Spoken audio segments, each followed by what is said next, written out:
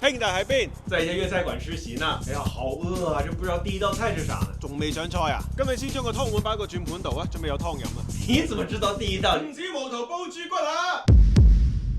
你也在附近嗎？廣東餐廳上餸係有順序同埋作用嘅，第一道就肯定係湯，佢嘅作用就係潤喉醒胃。那不知道下一道是什麼呢？你洗乾淨手未啊？要幹嘛？準備要剝蝦啦！白灼基圍蝦，這你都知道？因為廣東嘅海鮮河鮮最講究一個鮮字，要喺口腔最乾淨嘅時候先食得出佢嘅鮮味，所以第二道一定係碟蝦。那接下來呢？下一道就係雞鵝鴨呢啲宴席嘅主角，要請大家在胃口嘅時候攞上，跟住就係上各種小炒，豐富口感嘅層次，跟住就係上條清蒸魚，蒸好即上，上台即食，往往都係成個宴席嘅高潮點啊！然後呢？跟住咪上青菜咯，佢除咗可以幫你解滯清油之外，仲有一個作用。啥呀？話俾你知，送上完咧，跟住就煮食啊，未食飽可以等煮食兜底啦。